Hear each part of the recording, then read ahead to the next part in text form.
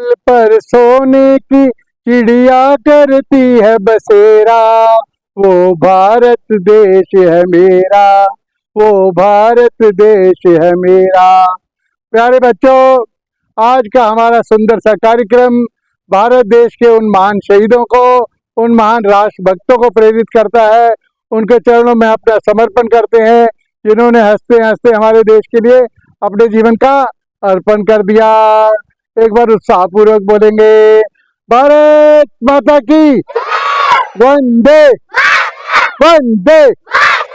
बच्चों, आज मैं आपको बताऊंगा, हमारे सामने चित्र लगा हुआ है, सनातन के ध्वज वाहक राष्ट्रभक्त कौन, क्या नाम लिखा है इनका? मोहन भागवत जी। मैं आपको बताऊंगा, आज से पूरे 100 वर्ष पहले, कितने वर्ष पहले?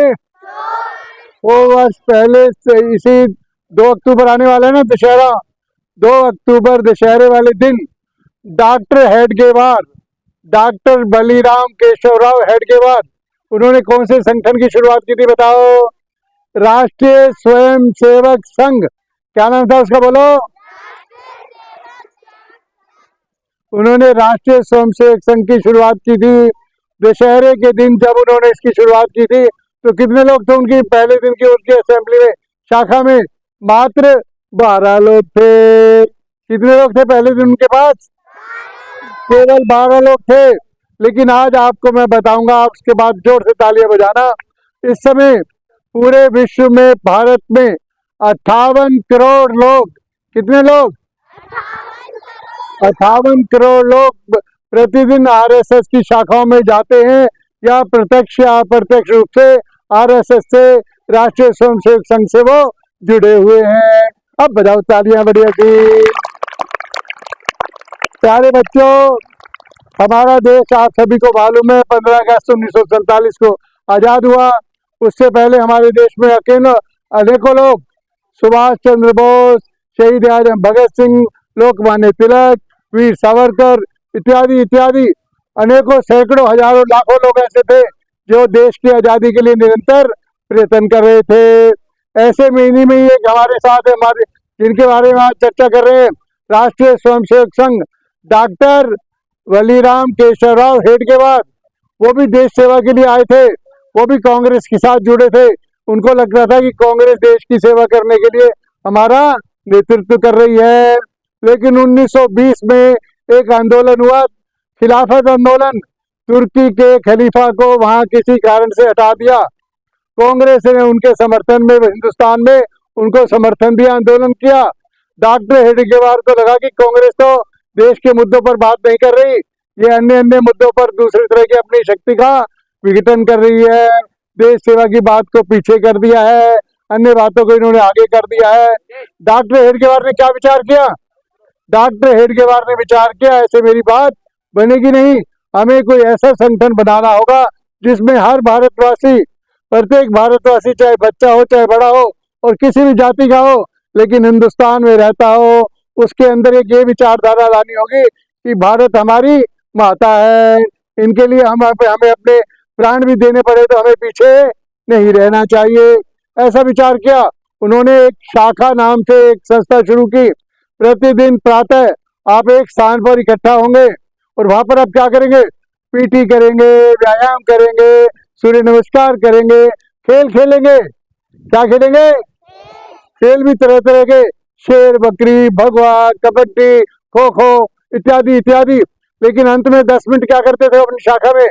अंत में 10 मिनट वो आपस में बैठकर क्या करते थे? देशभक्ति की बात करते थे। आपका स्वास्थ्य कैसा है, आपके घर में लोग कैसे हैं, ऐसी ऐसी बातें करते थे। इससे क्या हुआ? 10 लोग, 12 लोग, 50 लोग, 100 लोग जो शाखाओं पर आते थे, उनका आपस में क्या बनने लगा? प्यार बनने लगा, उनमें एकता आने लगी, उनका संगठन बनने लगा। उनको लगा कि हम सब मिलकर कुछ अच्छा भी कर सकते हैं। फिर अंत में एक प्रार्थना करते थे सभी लोग, भगवा ध्वज के आगे ऐसे नमस्कार करके। उसमें पहला क्या था? नमस्ते सदा वत्सले मातृभूमि, मातृभूमि में आपको प्रणाम करता हूँ। मातृभूमि की वंदना करते थे हम लोग। कई बार कीर्तन होता है ना घर में, अंत में या तो आरती जय गणेश देवा, या क्या अंत में आरती कौन सी करते हैं? ओम जय जगदीश हरे, करते हैं ना, लेकिन उनकी आरती कौन सी थी? भारत माता की प्रार्थना, भारत माता की स्तुति, पहली पंक्ति थी, नमस्ते सदा वत्सले मातृभूमि। इसका अर्थ क्या है? हे वात्सल्य मई माता, भारत माता, जिसकी पुण्य भूमि से हमें अन्न मिलता है, जिस भूमि पर हम खड़े खेल कूद कर बड़े हुए हैं, उसको मैं क्या करता हूँ? प्रणाम करता हूँ। और अंतिम पंक्ति कौन सी थी इसकी?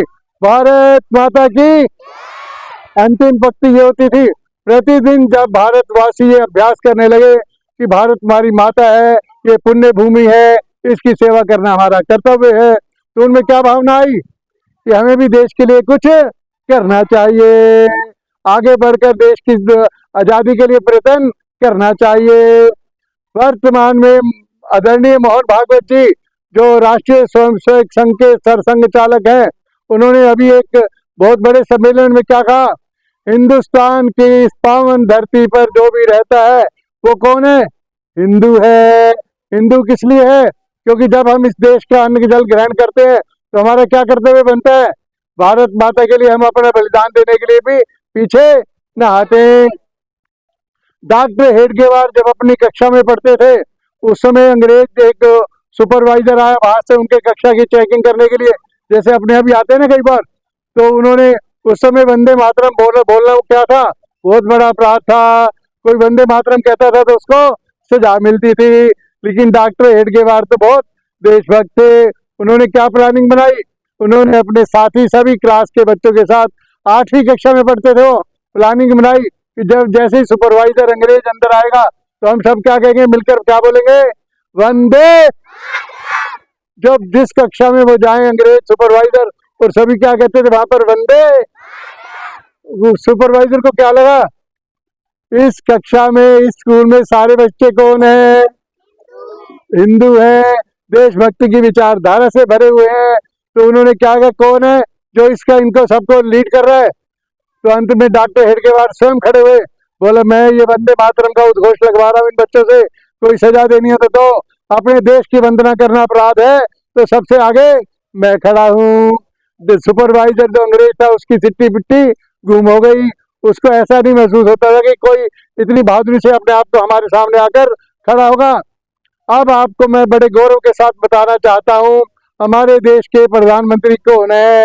कौन बताएगा? नरेंद्र मोदी जी। कौन है बोलो? नरेंद्र मोदी जी आरएसएस के स्वयंसेवक रहे हैं। आप सभी को मालूम होगा। नरेंद्र मोदी जी बड़े गौरव के साथ बताते हैं, जब मैं छोटा था हम लोग गरीब थे, मेरी माँ लोगों के घरों में झाड़ू पोंछा करती थी, हमारा गुजारा मुश्किल से होता था, मेरे पास पढ़ाई के लिए ज्यादा साधन नहीं थे। और वो क्या करते थे पता आपको? अपने पापा के साथ शाम के समय स्कूल से जाने के बाद वो क्या करते थे? रेलवे स्टेशन पर जाकर चाय बेचते थे। और वर्तमान में कौन है नरेंद्र मोदी पता आपको? ना केवल देश के प्रधानमंत्री हैं, बल्कि आज पूरी दुनिया में लोकप्रियता के हिसाब से पूरी दुनिया में नंबर 1 है। एक बार मोदी जी के लिए जोरदार तालियां बजा दो।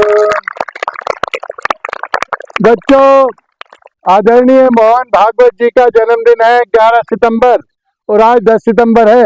आज के इस शानदार कार्यक्रम में मैं आप सभी को यही बताने आया हूँ कि हमारे अंदर यदि देशभक्ति की भावना हो, भारत माता के प्रति समर्पण हो, तो हमारे रोम रोम से क्या निकलता है?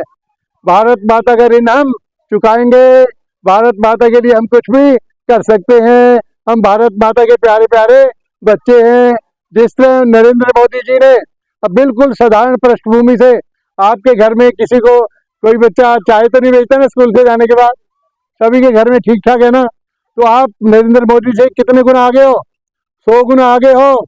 आप यदि कठिन परिश्रम से पढ़ते हुए, अपना मन पूरा अपनी पढ़ाई में लगाते हुए, अपने स्वास्थ्य का ध्यान रखते हुए, इस समय मोबाइल और अन्य चीजों से दूर रहते हुए यदि अपनी पढ़ाई पर पूरा फोकस करोगे तो क्या परिणाम निकलेगा?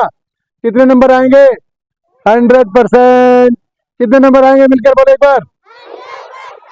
अच्छा, जब आपके पूरे नंबर आएंगे तो क्या कहेंगे आपकी मैडम, प्रिंसिपल मैडम आदरणीय कमल यादव जी क्या कहेंगे?